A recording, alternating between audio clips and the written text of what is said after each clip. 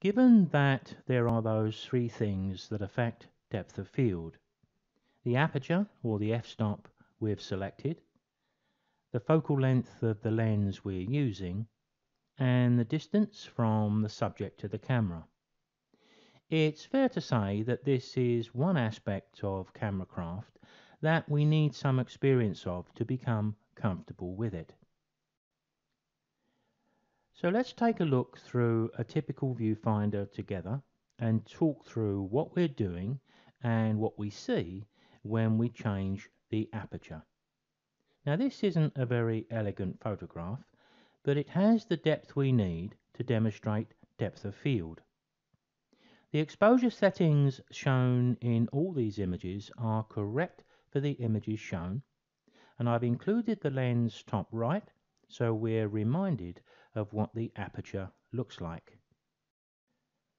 So this image was taken with an aperture of f5.6, and although the subject here isn't the relationship between aperture and shutter speed, it's just as well to keep your eye on the shutter speed as we change the aperture. So 1/1000th of a second was the speed, f5.6 was the aperture, and we're using our lens set at 85mm. There's no real reason for that choice other than getting the content into the frame for me to use this image for our demo. My point of focus was right on the center of that post in the center of the frame. And I never changed that focal point for all of these images. So we can see here that we do have a shallow depth of field, which just about covers the post and maybe a little in front and behind it, but not much else.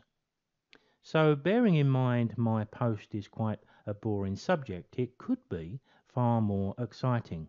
So in that case, focusing is pretty critical. As we move on to an aperture of f8, we can clearly see a difference, especially in the blue sign that gets a little clearer to see. And moving on to f11, we see even more change. But the one thing to note is how gradual the process is. It may be interesting here to compare f11, which we're looking at now, to our original 5.6.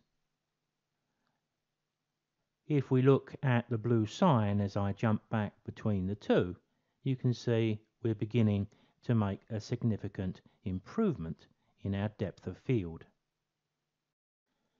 As we move on to an aperture of f16, the depth of field continues to widen.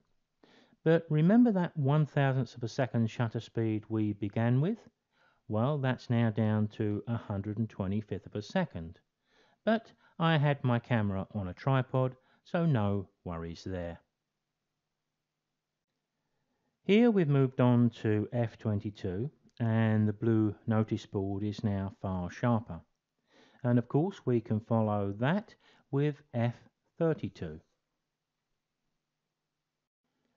So at f32 I've got the smallest aperture possible with the lens being used. And one thing to notice is that even with such a small aperture, the image isn't as sharp from back to front as our tracks in the sand were in the previous video. The sea and rocks are still just a tiny bit soft. Yes, we have a small aperture, but the lens is different from that 15mm one we use for the tracks in the sand. At 85mm, it makes a difference. Now, given that we've reached the smallest aperture this lens can deliver, it may be interesting to jump back to the widest, which was the one we started with at f5.6. If you look at the blue sign as I go back and forth, you can see there is a significant difference.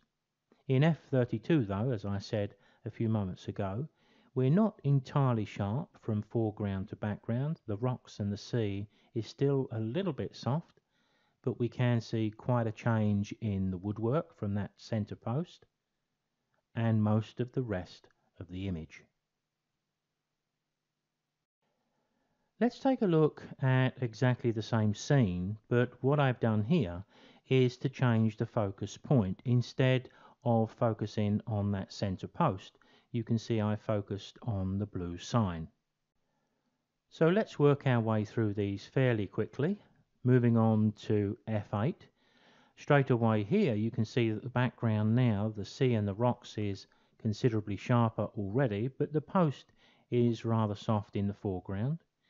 F11 improves matters a little more, F16 a little more, F22, and finally F32.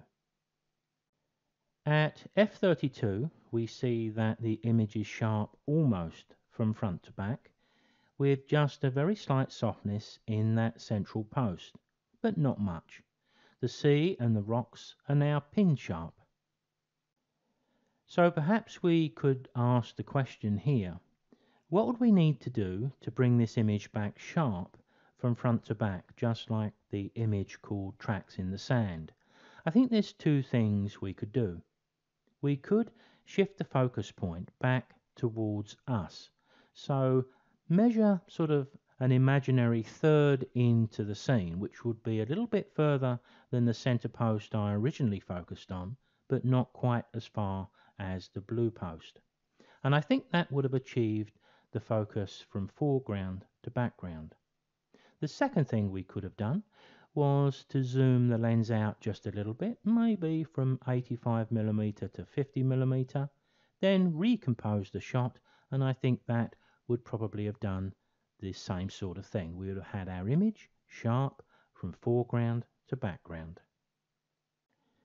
Our cameras are pretty sophisticated these days, and they only close down the aperture we've selected at the moment we fire the shutter. So when we view the image through our viewfinder, we don't actually see the effects of any aperture change between f5.6 and f32, despite what I've been able to show with the images of our beach steps. However, many SLR cameras will have what is called a stop-down preview button, and it's likely to be located close to where the lens meets the body of the camera. In our Canon 5D Mark II, you can see it located in a convenient spot when the camera is held up to our eye.